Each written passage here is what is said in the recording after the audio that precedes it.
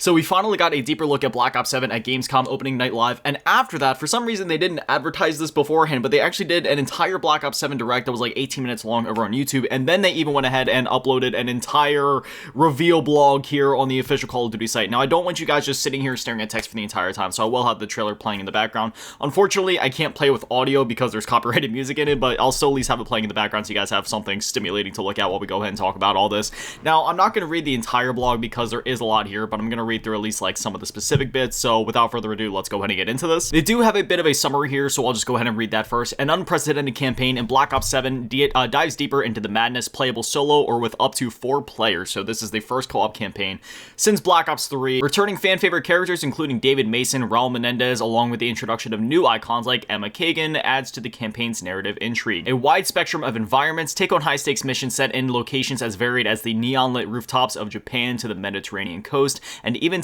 into the deepest corners of the human psyche. Players will also experience Avalon, an expansive city whose secrets ripple across the campaign. Endgame Unleashed, in the culmination of the story, Treyarch and Raven are unleashing Endgame as part of the co-op campaign where Avalon opens up for players as they wield personalized abilities and face unexpected challenges, putting everything they've mastered throughout the story to the test. And then after that, they just kind of go ahead and, go a bit deeper and talk about the characters and different elements of it, but, we'll save that. I don't like looking too much into the campaign stuff before the game actually releases because I'm one of those guys where I like to go into games as blind as possible, and I'm sure there's many of you out there that feel the same way.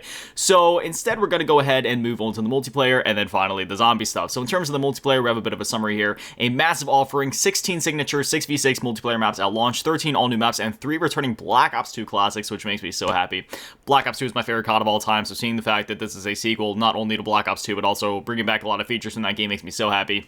Near-future weaponry, set in 2035, multiplayer delivers an arsenal of new near-future weaponry and gear where all weapon systems have been overhauled down to the smallest detail to match the era. Overclocked gear. In Black Ops 7, your loadout is alive with possibility. For the first time, score streaks, field upgrades, and equipment can be upgraded with the new overclock system, growing more versatile the more you use them. Every match becomes a step toward unlocking their full potential, which basically sounds like score streaks, field upgrades, etc. now have their own weapon levels, sort of like obviously your account level, your guns and such already have levels. Now I guess it's going to be expanded to them. It's just going to be called something different. It'll be called overclocking instead of levels. Perks and hybrid combat specialties. On the perk side, hybrid combat specialties let you mix and match different perks to unlock exciting and powerful hybrid gameplay bonuses, which is something that I said about Black Ops 6. It's one of those things where there's a lot of different perks that have a lot of different capabilities, and sometimes you want to use certain perks, but if you do that, you aren't able to get, one of the combat specialties that can genuinely be really helpful in combat. So, if you wanted to still get one of the combat specialties, you'd have to run perk greed as one of your wild cards and just kind of use an extra perk that you maybe didn't necessarily need. But since there's going to be hybrids in this game, that actually allows you to use the perks that you want to get and still maybe get hybrid specialties out of those. Next level Omni movement, including wall jumps and more, open up creative possibilities and fresh dynamics to gameplay. And they also confirmed, I don't believe they talked about it in this blog, but tac sprint is gone. So no more spamming the stick, which honestly, I've always enjoyed tac sprint. I thought it was a cool addition to the game. I don't know, I kind of go back and forth on this. Like, on one hand, it kind of pisses me off because sometimes it kind of hurts my thumb when I'm playing on Xbox specifically. It doesn't happen on PlayStation. I don't know why. The PlayStation thumbsticks are just a lot easier on my thumbs, but when I'm playing on Xbox, dude, I get a fucking gnarly sore thumb. But so, that could be a little annoying, but it's also cool because it does add another layer to the combat. Like if somebody's shooting at you and then you start tac sprinting and it lets you get away quick, you dive to the side, shoot at them, and then, you get back up and keep doing your thing. And in that sense, it adds a bit more depth to the combat and the shooting and whatnot, but at the same time, I do, there is something to be said about just like the classic COD games where you're just kind of running around. Black Ops 2, for example, is my favorite for a reason, just because you run, you point, shoot, and it's as simple as that. You hold down a good spot, get up on your shrieks. And I feel like with Omni movement specifically, not having tac sprint is going to work a lot better too in this game because, when you tac sprint, you can't even utilize Omni movement because the whole point of Omni movement is that you can run in any direction, you can slide or dive in any direction, but when you tac sprint, you can't. You're still locked into one direction. You can't tac sprint in any direction, so it doesn't make any sense. So if I had to guess, it's probably going to be like the slipstream perk that they have in Black Ops 6 that literally gets rid of tac sprint and just lets you run a little bit faster. It's like a middle ground, so you run as fast as you would have in an OG Call of Duty. It's probably just going to be exactly like that, where you have Slipstream by default in Black Ops 7. So, you know, I'm totally cool with that, and I feel like especially in the case of like zombies, it'll probably just help things feel a bit more fluent there too. Skirmish is an all-new 20v20 adrenaline charge MP mode that blends a variety of English of objectives with new abilities like wingsuiting and grappling hooks and intense vehicle warfare into a massive experience. Set across 2 launch maps, this is Black Ops large-scale combat redefined, which we haven't had a large-scale mode since like what, War in MW3, but even then that wasn't that big. We did have like Ground War in MW3, which was cool, but they never really iterated on it too much. I feel like the last big mode that actually got any level of support probably would have been what, Black Ops Cold War maybe, with the fire team mode. You know, they did a little bit of supporting it, I guess, in MW2, but not a whole lot. So yeah, I really think it would have been like Black Ops Cold War that we really saw them go all in on that, because they did support that a decent bit. So, you know, hopefully they'll continue to update it throughout the year, because I really do love these big ground war type experiences in Call of Duty. Sure, I tend to stick to 6v6 more, but I mean, if they do it right and if it's fun, you know, obviously people will continue to play it. Now, let's go ahead and talk about zombies. So, Round-Based Zombies returns with all new vehicle gameplay that takes players across a massive set of new locations. We haven't had a vehicle in a zombies map since Terminus, right? Because even then it was well, just a boat. I mean, obviously we had vehicles last year in MWZ, but at least in a Treyarch game, well, MWZ was technically made by Treyarch, but I guess the last time we would have seen that really would have been like Outbreak, so I guess this would be like a hybrid of sorts of like Outbreak and Round-Based Zombies, but it is Round-Based Zombies. That is the important thing to note here. Like, this is Round-Based Zombies, it's not Outbreak, it just has, you know, vehicle elements, and they did reveal a bit more about that after the fact. Well, they didn't, but like creators like Mr. Rothwaffles and Mr. Dally JD did, where apparently the new map, it is going to be round-based, but it's going to be like the biggest round-based map ever. It's going to be like Transit on crack. But anyway, Round-Based Zombies returns with all new vehicle gameplay that takes players across a massive set of new locations. Sorry if you hear the AC going in the background, it's a little humid in Florida today. AC's working overtime. When crews collide, continuing the Dark Aether story, the Black Ops 6 crew collides with alternate versions of the original heroes, Richtofen, Nikolai, Takeo, and Dempsey. In a never-before-seen incarnation, these legends return to face a new kind of nightmare, though in the Dark Aether, nothing is ever what it seems. So yes, this is not Primus, this is not Ultimus, this is an entirely new version of the crew, and they are different in their own ways. You know, if you pause the cutscene at the end of Reckoning, you can see that there is differences with these characters, in their outfits, in how they look. I'm just glad that they're not retconning anything that happened in the previous, you know, like in Black Ops 4, for example, like with Primus and Ultimus, because the way that Dr. Toten ended, that was the ending to Primus and Ultimus. If they would have just brought them back, I would have been so pissed off. But if they're able to not only bring these characters back in a new incarnation, and not only pay homage to those original characters, but also make these characters like new characters in themselves, you know, that would just, you know, that's like the happy medium. We get the characters that we love, but it's new incarnations of them, which means that there will be more surprises in store, and we still get to have this new crew, which honestly, I love the new crew. Weaver, Carver, Gray, Maya, I love the new crew. I love their interactions. I love their interactions with the external zombie characters.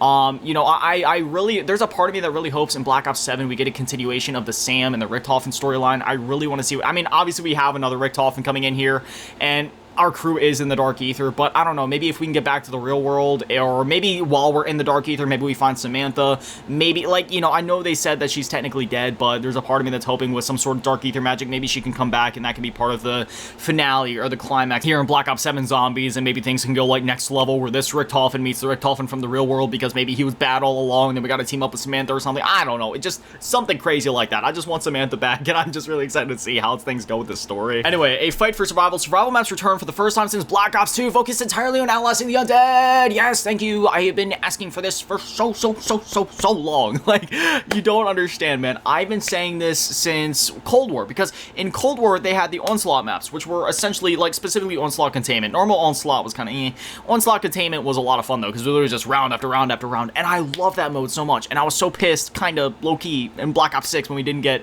Onslaught maps, because I was like, man, that was such a cool concept. We had so many zombies maps in Black Ops Cold War, because we had 4 normal round-based maps, we had Outbreak, but then we also had all the Onslaught maps, which honestly for me, that was enough for me to get my fix. That kept me happy. In fact, leading up to Black Ops 6's release, me and my younger brother went back to play through some of the Onslaught Containment maps again, just because it's a lot of fun playing on those maps, you know, it's something different.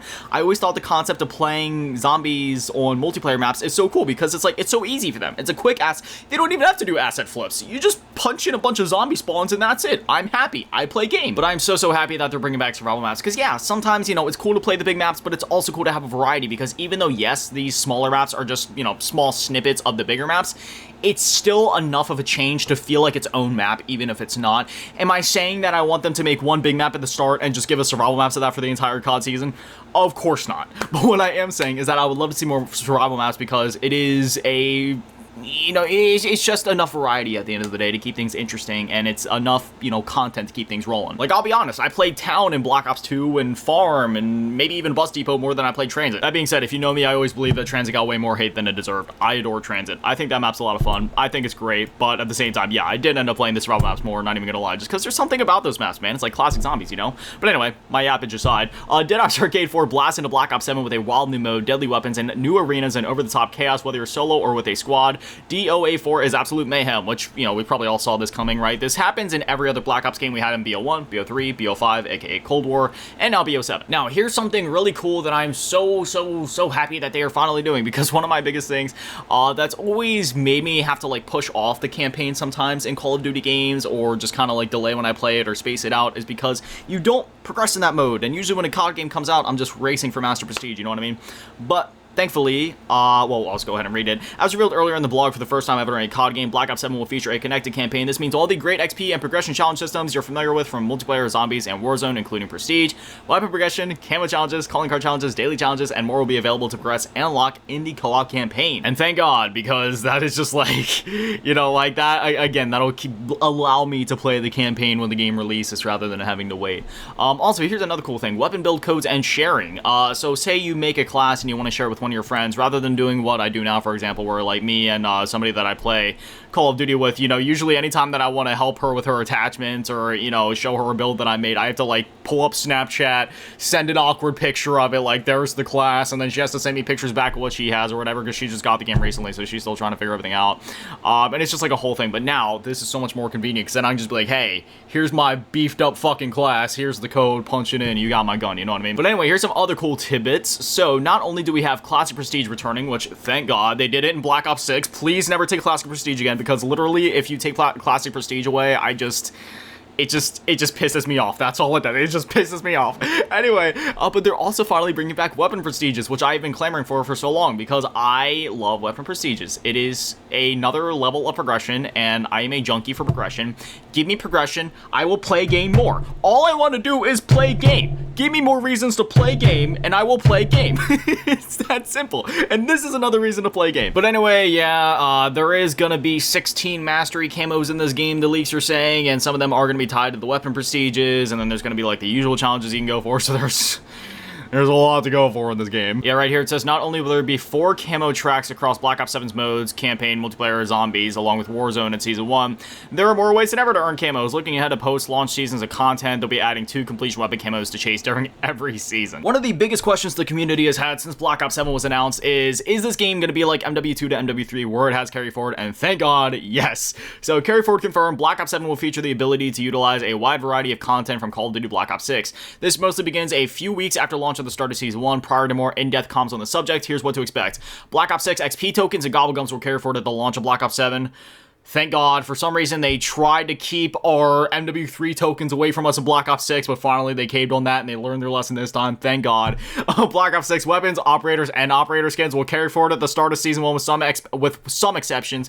Equipment and score streak skins for content unavailable in Black Ops 7 will not carry forward, obviously. Equipment and score streak skins for content updated for Black Ops 7, for example. A score streak that performs similarly but has a different look and feel in BO7 compared to BO6 will not carry forward. Again, makes sense. And Black Ops 6 weapon camos will not be transferable to Black Ops 7 weapons, but still usable on Black Ops 6 weapons, which, again, just considering how that works behind the scenes when you have to, like, map camos to weapons, it makes sense. It is what it is. Not a big deal. I'd rather just go for the mastery camo grinds on the Black Ops 7 weapons anyway. Call of Duty Warzone integration will also begin at Season 1. All current content, including operators, weapons, and weapon blueprints. Now, I know this is something that the community has also been asking about, and I got some great news for you here. From Modern Warfare 2, Modern Warfare 3, and Black Ops 6 will carry forward with some caveats and exceptions. Weapons will continue to be tuned for Call of Duty Warzone, and Warzone players should expect a rank reset at Season 1, with your progression synced to Black Ops 7's progression systems. So, even though, yes, MW2 and MW3 have been taken out of the COD HQ, all of your cosmetics are still going to be viable and still usable in Warzone, which, thank God. I was really worried about that, honestly, leading up to the launch of Black Ops 7 because of the fact that they took out MW2 and MW3, but we'll still be good. We'll still be able to use all our stuff, which is like, thank God. Now the final tidbit that we'll go ahead and talk about today is the Black Ops 7 open beta dates were confirmed. So if you pre-order the game, you get early access from October 2nd to October 5th, and then the open beta takes place from October 5th to October 8th. So this isn't going to be like, you know, most betas in the past where you have 2 different weekends. It's just going to be one continuous beta where you basically have one beta period at first, and then you have the second one after if you didn't pre-order the game. So if you pre-order the game, you get access to it for like basically a week, and if you don't, you get access to it for like 3 days. But still, nonetheless, that is kind of late for a COD beta. Very late, actually. I believe last year's happened end of August, end of September, something like that. This one is happening literally a month before the game releases. So at that point, it's basically just going to be the finished game. I mean, they might touch up a few things before the game releases. They'll have like a month of work to do at that point. So yeah, it's definitely a bit late. We haven't had a COD game release this late since Black Ops 2, because if I remember correctly, Black Ops 2 also released November 14th, which is the same as Black Ops 7, ironically enough. Actually, no, I was wrong. Apparently, it released November 13th. So yeah, this is actually like the latest Call of Duty release date. For anybody curious, there will be beta codes floating out in the wild. I'm sure Call of Duty will give some away on the Twitter as they always do. But if you pre-order a physical edition of the game, you should also receive a beta code at the physical retailer of your choice. So even if you pre-order the physical version of the game, you'll still be getting that. Me personally, I'm gonna have to double dip. I buy games physically usually, but Call of Duty is like the one exception where I also buy digitally. So I gotta buy this game like multiple times. It's a whole thing. Got the Vault Edition on PlayStation, getting the Vault Edition from my other friend on PlayStation, gotta buy the game on Xbox, gonna buy it on PC probably so I can make content on it. Gotta buy a physical version of it. We're going 5 times on this one, baby. But outside of that, yeah, that's basically everything here in this blog. So yeah, you know, beyond that, like there is a few other things, but that, you know, that's basically like the main tidbits, everything that they revealed. And they also revealed that Call of Duty Next will be happening September 30th, so we will be learning more there. As always, it goes without saying, I am obviously very, very, very excited for Black Ops 7. This game looks absolutely amazing. Everything that they showed off at Gamescom yesterday, and then everything that they showed off after that on their social medias and on YouTube and everything just looks absolutely fantastic. I am so excited for this game. I don't know if it's just because I'm getting older or something, but I just feel like I get more and more excited for Call of Duty every year because, you know, it's no secret, man. Life's been a little rough for everybody for the last couple years, I feel like. And Call of Duty, ever since I was a kid, has always just kind of been my grounding factor. You know what I mean? It's like one of those things where it's consistent, it's there year after year, it's something I can look forward to, it's something I get excited for. It's like one of the few things in this world that, you know, it's like my light at the end of the tunnel, you know, no matter what's going on. I love this game to death, and yeah, I'm very, very excited for Black Ops 7. And as always, I'll keep you guys updated. I got you guys covered with anything new, you know, any new information we get for the game, when the game actually starts to release. Once we get the beta and whatnot, you know, we'll play the beta on the channel. Sorry, I've been talking for a minute. My brain's starting to go a little scrambled. Obviously, we'll cover all that, and yeah, but that's it. That's all for now, so I'll see you guys in the next one. But anyway, as always, a massive shout out to the Patrons and channel members to get all the way in the low ball tier, and an even bigger shout out to the mobile team, asking Amy Dan Manny, and the biggest shout out to the detail number one, which is thank you guys so much, guys, little legends. I love you. Have an amazing day, stay beautiful. I love you all.